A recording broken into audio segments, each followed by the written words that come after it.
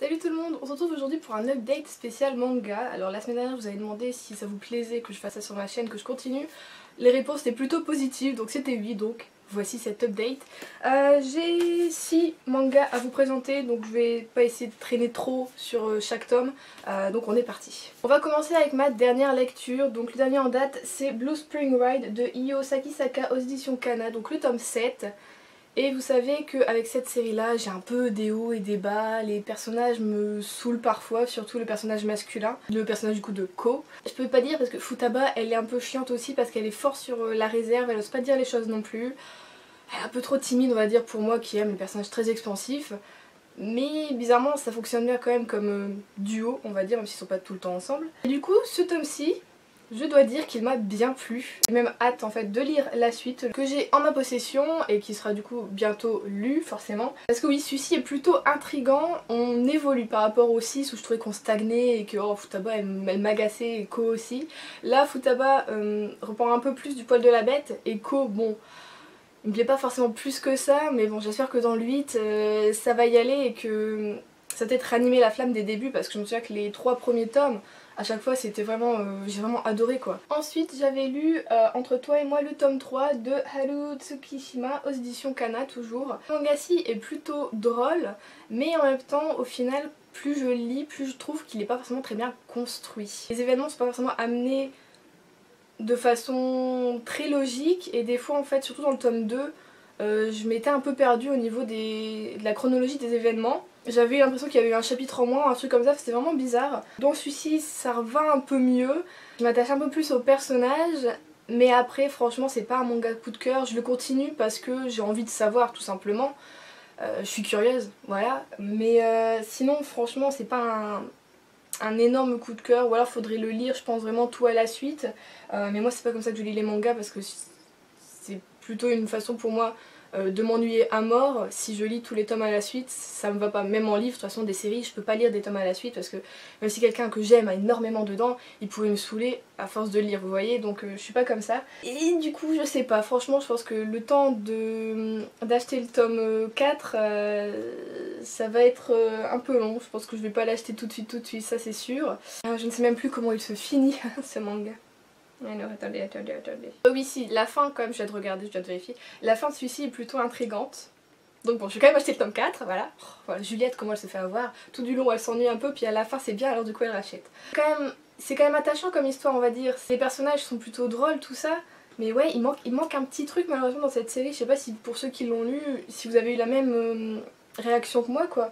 Il manque un truc qui fait que ce serait peut-être soit plus mignon, soit encore plus drôle, soit encore plus attachant, vous voyez.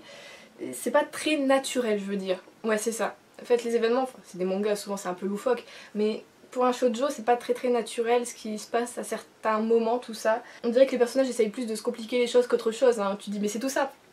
Mais non, ils vont pas le faire. Donc voilà, je vais quand même lire la suite parce que c'est tentant.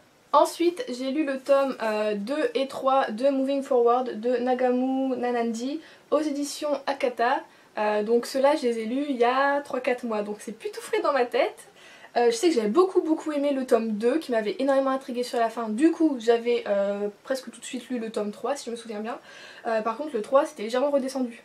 Vous voyez moi avec les mangas, je suis pas, c'est pas que je suis pas difficile mais je suis pas censée être trop difficile là-dessus parce que j'en lis dans ma jeunesse et j'adorais ça.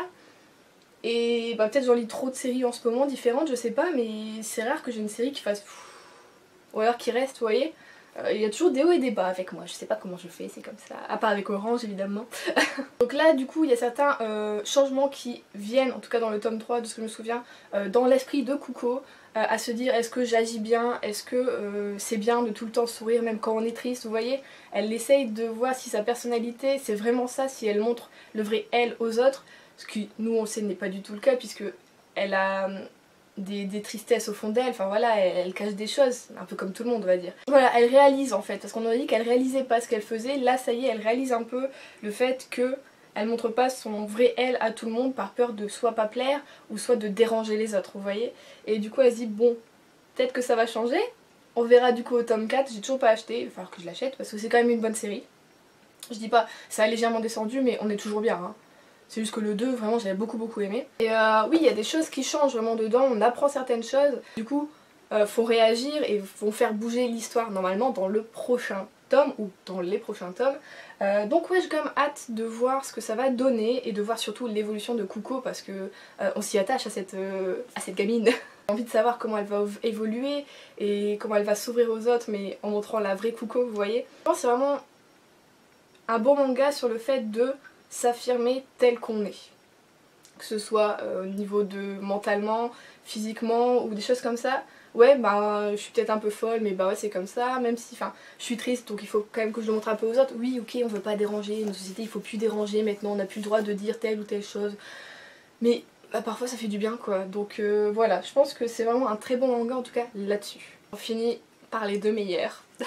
Donc j'ai lu le tome 6 de Orange, oui, ça y est, je l'ai lu, de Ichigo Takano aux éditions Akata. Il est magnifique comme toute la série, n'est-ce pas? Dans celui-ci on est avec Suwa, donc on l'a en adolescent et en adulte. Et ben j'ai replongé dans l'univers de Orange comme avec les premiers tomes, quoi. J'étais vraiment sceptique sur ce tome 6, je m'étais dit non, les 5 tomes c'était parfait. La fin était bien, enfin voilà, pour moi il n'y avait rien à rajouter et c'est vrai que du coup j'hésitais vraiment à lire ce tome 6, mais je voyais sur Twitter que bon bah le 6 il était bien, tout ça, on s'attachait encore plus au personnage, on avait d'autres petites révélations, tout ça. Du coup j'ai craqué. Ah voilà, Juliette elle a craqué, Juliette elle l'a lu et en fait je voulais pas lire parce que j'avais peur d'être triste, de retrouver les personnages, de devoir les requitter à nouveau, vous voyez. Je ne sais pas du tout quand est-ce que sort le tome 7, je crois que c'est pour bientôt si je ne me trompe pas, j'irai vérifier, je vous noterai ça au cas où, peut-être que je me trompe.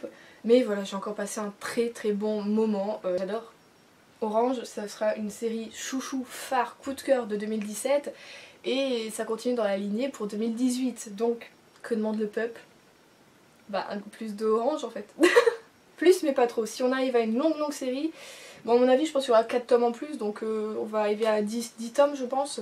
10 ou ouais, 9 ou 10 tomes peut-être pour que chacun des personnages ait vraiment son tome à lui. Mais en tout cas j'ai adoré suivre Suwa parce que j'aime son esprit.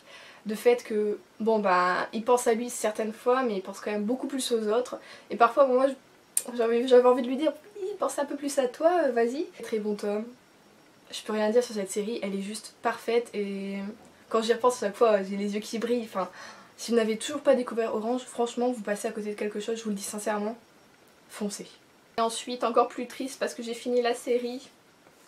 Le mari de mon frère, oui j'ai fini, j'ai lu le tome 4. Donc de Gengoro Tagame aux éditions Akata toujours. Pff, cette série. Alors, là par contre c'est le coup de cœur de 2018 parce que j'ai commencé en 2018. Elle est parfaite, juste parfaite. On a tout ce qu'il faut, là où il faut. On a de la gentillesse, de la tendresse, de l'amour. On a des conventions sociales qui vont être bousculées. Et voilà, au Japon c'est quand même dur de bousculer tout ce qui est tradition, convention, tout ça. Et ce manga le fait mais avec douceur et avec merveille. C'est comme Orange, si vous ne l'avez pas lu, je ne peux que vous le conseiller, il n'est qu'en 4 tomes en plus, donc c'est vraiment pas long du tout. Et vous verrez que 4 tomes ça passe tellement vite parce qu'on s'attache tellement rapidement au personnage. Et pareil, je l'ai fini, j'ai pas... Si j'ai pleuré. J'allais vous dire j'ai pas pleuré mais ce serait mentir. J'ai versé mes petites larmes parce que j'étais triste de... C'est pas triste hein, mais moi j'étais triste de quitter mes personnages. Et voilà, mais on a une fin légèrement ouverte, ce qui fait que on imagine nos personnages continuer l'aventure. Donc c'est très très bien fait. Moi ça me plaît quand je peux continuer avec mes personnages dans ma tête. C'est parfait, c'est ce que j'aime le plus en tout cas. Et voilà, l'auteur fait très très bien. Je pense que c'est une série, franchement, dans 2-3 ans, je la relirai. Je vais rouvrir les tomes et puis je la relirai, voilà, y a pas de souci. Je pense que je serai toujours autant attachée au personnage, je serai toujours autant attachée à l'histoire et au sujet principal qui a besoin d'être communiqué encore malheureusement au XXIe siècle. En 2018, mais voilà, il faut communiquer dessus, il faut dire que voilà, c'est normal, on est gay, voilà, c'est pas toute une montagne. Mais voilà, malheureusement on a toujours les conventions sociales, et voilà, le soutien de la famille ou non, c'est hyper important, et voilà, ce manga nous le prouve.